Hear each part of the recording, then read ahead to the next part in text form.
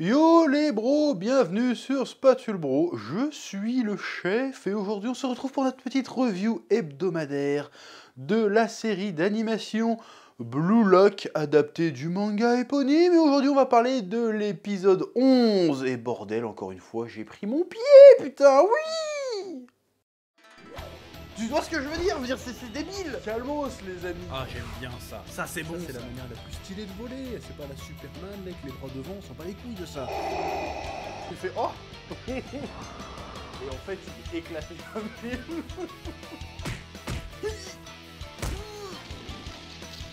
Je sais pas ce qui m'a pris là, j'ai craqué. Bon alors, par où commencer? Par où commencer?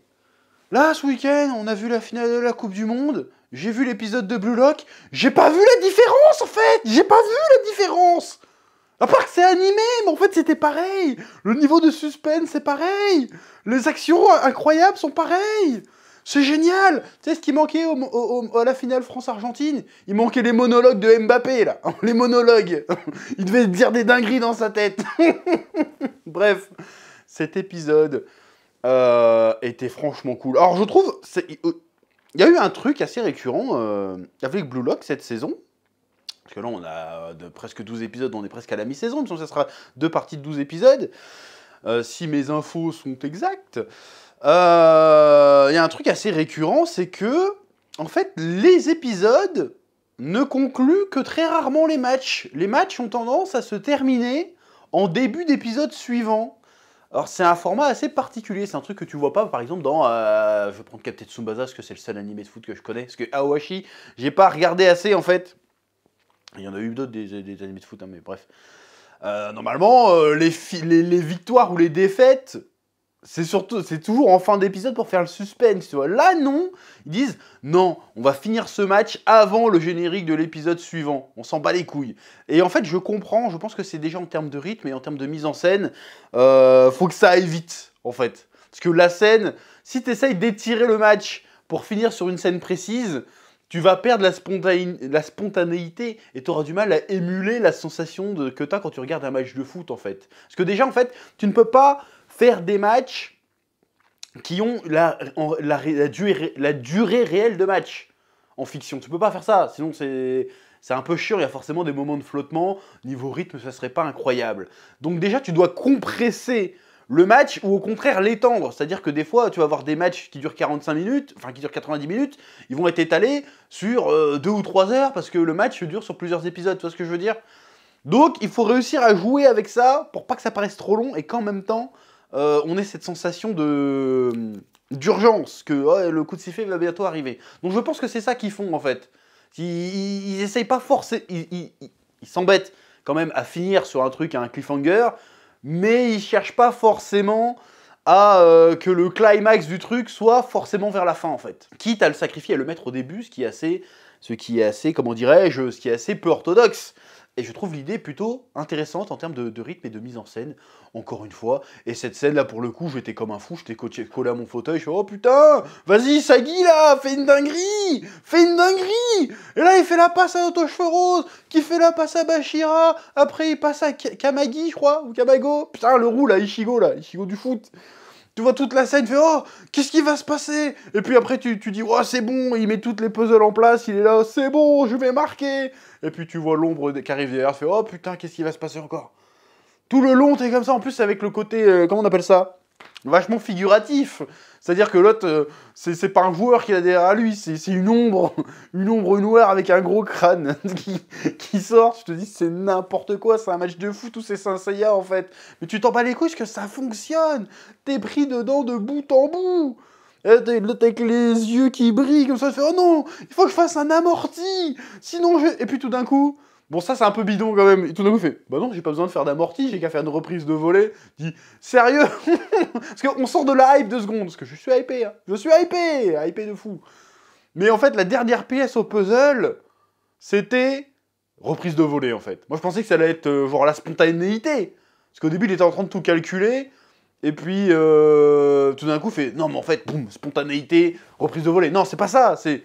Ah non, mais en fait, j'essaie trop de contrôler parce que j'ai pas assez confiance en mes capacités. Donc en fait, nique sa mère, je me souviens de mon but d'avant. En fait, ma technique maintenant, c'est je maîtrise le jeu, c'est-à-dire je fais en sorte que le but vienne à moi, en utilisant les capacités des autres, en étant conscience de l'espace du terrain, parce que là, c'est ce qu'il fait, hein.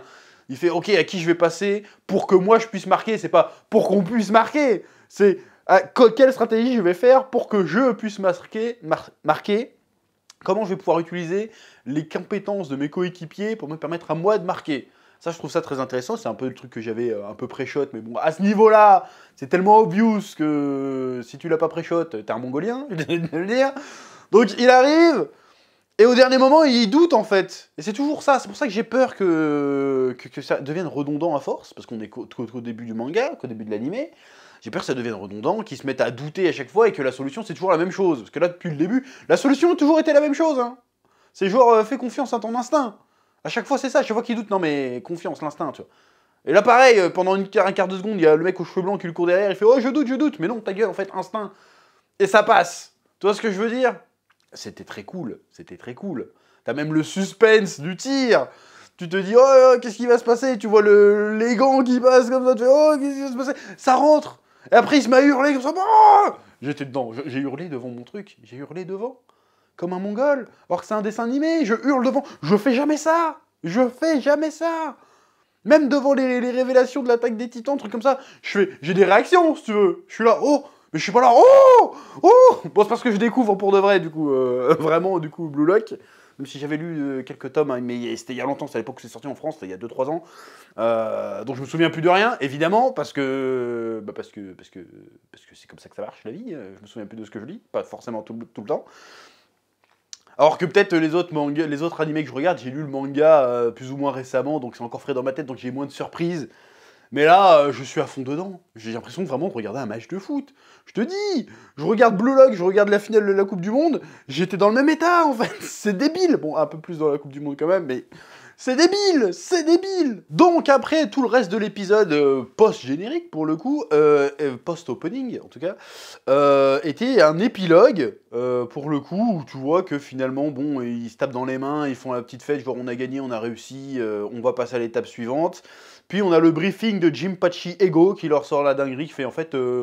oui, en fait, il n'y a pas d'autres bâtiments, vous êtes les seuls bâtiments, et toutes les autres équipes, en fait, les classements étaient un peu aléatoires, on vous a menti. On vous a tous fait croire que vous étiez des merdes, pour que vous vous surpassiez, et que vous adaptez une mentalité de gagnant. Ce qu'il faut lire entre les lignes, c'est que quand tu crois que tu es un gagnant, finalement, peut-être que ça te coupe un peu la faim. Que t'as plus envie de... T'as plus la niaque. Alors que si on te dit que t'es une grosse merde et que tu peux éventuellement battre des mecs plus forts que toi, éventuellement, si t'as vraiment une mentalité ou un ego, un véritable ego et une mentalité de gagnant et une vraie faim, ça va te motiver. Alors que si t'es déjà au sommet de la chaîne alimentaire, peut-être que finalement, tu risques de perdre un petit peu le feu sacré. Donc j'aime beaucoup cette philosophie. Et donc on part sur aussi quelque chose d'assez intéressant, c'est qu'on on scinde le bloc pour repartir en individuel, parce qu'il faut rappeler que le mojo, le motto, le leitmotiv du Blue Lock, c'est de créer l'attaquant le plus égoïste du monde, le meilleur futur attaquant qui mènera le Japon à la victoire, à la Coupe du Monde, hein, qui est un peu le trophée ultime, hein, pour le coup. Et donc, évidemment, il s'agit d'une compétition avant tout individuelle, dans un sport collectif. Donc, le bloc de l'équipe Z a été, peut-être pas détruit, parce que je pense qu'ils sont toujours... on va amener à recroiser les personnages, probablement. Mais en tout cas, le Isagi part tout seul de son côté, on découvre des nouveaux rivaux. Le gars, j'ai oublié son nom, Rin quelque chose... Ippachi, je crois, un truc comme ça, qui a l'air d'être de la famille du champion japonais qu'on a déjà vu au début avec les cheveux roses, là, et les yeux verts, il lui ressemble un petit peu. Le gars, il fait un flex incroyable, il fait un premier tir, il fait un deuxième tir qui va dans le premier tir, tu te dis, waouh, il y a des Japonais qui sont capables de faire ça. On est au Japon, on est au Brésil, qu'est-ce qui se passe? Bon, le Brésil de la bonne époque. Et donc c'est cool, on part sur un truc un peu plus individualiste, et on va un peu changer, je l'espère, la formule. Donc franchement, je suis excité de voir ce que cette seconde partie de saison, même si elle n'est pas encore terminée, hein, parce qu'on est qu'à l'épisode 11, il reste encore un épisode avant la mi-saison. Je ne sais pas s'il y aura une pause ou pas, j'en sais rien. Ça n'a pas été annoncé qu'il y avait une pause. Même s'il me semble que ça se fait de plus en plus, hein, des pauses de mi-saison, mais on verra. Je suis très curieux de voir ce que les nouvelles prochaines épreuves vont nous réserver, pour le coup. Est-ce qu'on va retourner sur le côté un peu survival des tout premiers épisodes, avec où ça se passait, tu sais, quand il se faisait, qu'on devait se tirer dessus dans un espace en mode surface de réparation et tout. Est-ce qu'on va repartir sur des délires comme ça, ou est-ce que ça va être full match? Je suis très curieux de voir la suite. En tout cas, Blue Lock, pour l'instant, comment dire, ça émule parfaitement les sensations que tu as quand tu regardes un match de foot, qui est pour moi le plus beau sport du monde. Alors peut-être pas en termes d'athlétisme, même pour la santé ou quoi que ce soit, mais en termes de divertissement, en termes d'émotion. Mais il n'y a pas mieux que le foot, c'est incroyable, putain, c'est incroyable. Bref, j'ai kiffé. Et j'ai hâte de kiffer davantage dans les prochains épisodes. Voilà. En plus, ça va être... Vu que c'est une compétition, c'est-à-dire que là, on s'est attaché aux personnages qu'on a vus dans cette équipe Z. Ça veut dire que bah, forcément, à un moment donné, il y en a qui vont dégager, tu vois. Donc là, il va y avoir du tourment, il va y avoir de l'émotion, il va y avoir des choix cornéliens. Parce que là, le gars, le Izagi, il a éteint des carrières, mais des carrières de mecs qu'il connaissait pas. Là, il va devoir éteindre des carrières de ses potes. Ça va être compliqué, ça va être super intéressant. Bref. C'est à peu près tout ce que j'ai à dire sur cet épisode 11 de Blue Lock, qui était encore une fois une masterclass. J'ai kiffé. Voilà, j'ai pris de l'émotion. Moi, à partir du moment où je me suis amusé, c'est bon. C'est tout ce que je demande, en fait. Je veux m'amuser. Prendre des émotions, kiffer ma race. Bref, je te laisse ce soin de mettre un pouce bleu, un petit commentaire pour le référencement, c'est très important. Et je te dis que la passion te guide et à très bientôt sur Spatule Bro pour de nouvelles vidéos. Oui, et il va y en avoir pas mal ces derniers temps, là. Je suis motivé, là. Je sais pas pourquoi. Je suis chaud là. J'ai fait l'éveil à la Blue Lock, je vais tout niquer. Attention. Oui.